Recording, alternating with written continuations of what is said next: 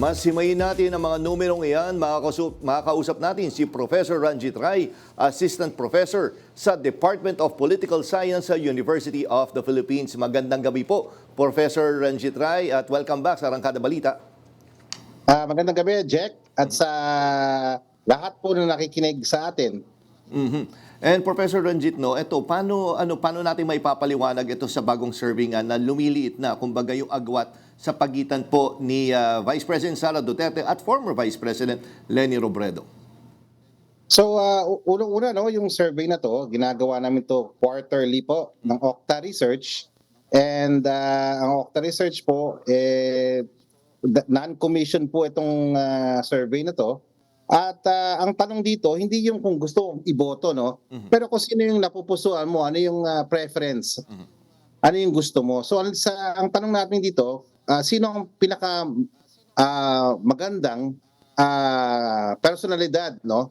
Na pwedeng pumalit, no? So the exact question is really sa sumusunod na mga pangalan, 25 yung mga pangalan, sino sa inyong palagay ang pinakamahusay na leader na nararapat sumunod na mamuno bilang Pangulo ng Pilipinas pagkatapos ni PBBM? Or who among the following names do you think is the best leader who should lead after President Marcos? Ang lumalabas dun sa survey namin for the past year, lagi naman number one si VP Sara Duterte. Pero ngayon maliit na ho yung lamang niya, lumiit ho yung kanyang lamang. And ang number 2 ngayon, I see VP or former VP and Mayor Leni Robredo.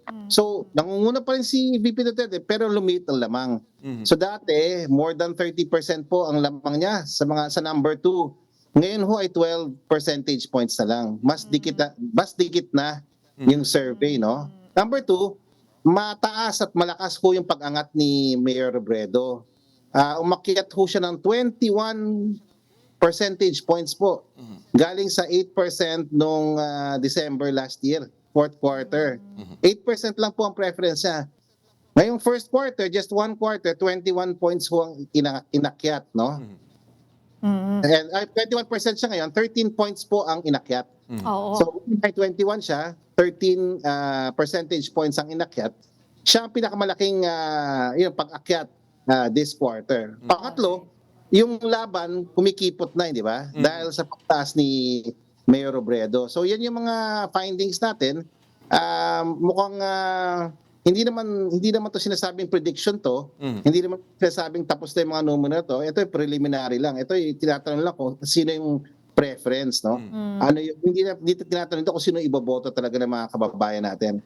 So nangunguna pa rin si VP Duterte pero lumiit ang agwat at malinaw na gumagalaw ang numbers ng ibang mga potential candidates at mukhang may momentum si Mayor Leni Robredo. Oo. So saan po bumaba si Vice President Sara Duterte at saan naman tumaas si Mayor Leni Robredo?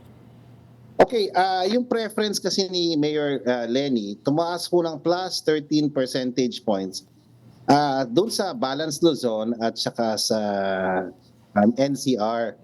Kung saan yung mga lugar, kung saan bahagya lang naman bumaba yung preference kay VP Sara Duterte. Tandaan natin, nung fourth quarter last year, nung December last year, 38%, napakataas ng kanyang preference kay VP Sara. Bumaba to 33%, so minus 5, no, percentage. Karamihan ng pagbaba doon sa area na yon sa Balanced Luzon at saka sa National Capital. Kung saan biglang umarangkada si Mayor Leni doon sa area na yon. Lumipat ba? O anong nangyari dun sa mga... Or nanggaling sa undecided, di ba? Pwede rin. Hindi naman lumipat. Kasi parang imposible na nga ro. The loyalist na yun eh. Oo. Pero ano nangyari dun sa 5% na nawala? Or 5 points, 5 points? Ang teorya namin po, doon po sa... Naku, sayang. Mahina yung Excited signal. pa naman Pero ako. maganda yung tanong na yun, di ba? Nung last week pa natin gusto malaman. Ayan. Prof, pakiulit po. Prof, sorry. Nawala po kayo. Prof, pakiulit dun sa 5 points. Anong nangyari dun? Ang teorya namin, Okay na ba yung dating natin? Okay na Ang po. teorya natin is yung 30% na sinasabi natin na independence na sineself ano mo na, classify nila ang sarili nila na independent, hindi sila pro Duterte, hindi sila pro Marcos. Doon ho, marami sa kanila kung lumipat ho kay Mayor Lenny. So, yan yung ano. Tapos, napansin rin namin, yung support kay Mayor Lenny tumaas sa mga lugar kung saan associated kay President Marcos, no? Yung Ilocos area, yan ho. So, siguro na-identify nila. Kasi ang malaking nangyari nung first quarter, bumisita ho si Presidente kay Mayor Lenny. Yeah. Upang signal yun, naging signal sa ibang mga supporters ni President Marcos na ito na yung susuportahan natin si Mayor Lenny. Kaya biglang umarangkada yung kanyang number. So I think whether that's true or not, yun ang impression siguro, yan ang teorya namin. Kasi yun lang naman ho ang malalaking pangyayari na maaaring makaapekto kasi hindi naman ho nangangampanya si Mayor Lenny, hindi naman siya nagsabi na tatakbo siya, hindi kagaya ni VP Sara na nag-declare na naman siya ulit, di ba, tatakbo siya bago nung impeachment. Ayun, isa pa yon reason, no, kaya may impact rin kay VP Sara, yung impeachment po. So yung mga sumusuporta sa kanya sa NCR at saka sa balance zone na medyo critical, naging ambivalent o naging independent po. So hindi na sa lumipat dahil sinasabi nyo nga yung mga loyalist na raw. Pero sabi mo, naging undecided. Ganun ba?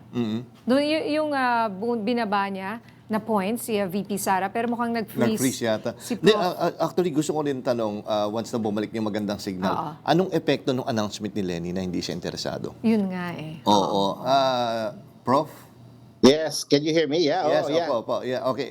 Partner, ituloy ko na yung sa aking yes, tanong. go ahead. Yeah, ganito na lang, Professor, no? Alam naman natin kailan lang ay nag-announce si VP Lenny na sinabi niya na hindi siya interesado. Paano kaya ito makaka-apekto? Nandiyan na yung nandiyan na yung momentum, pero biglang nag-announce siya. Paano po kaya ang mangyayari niya?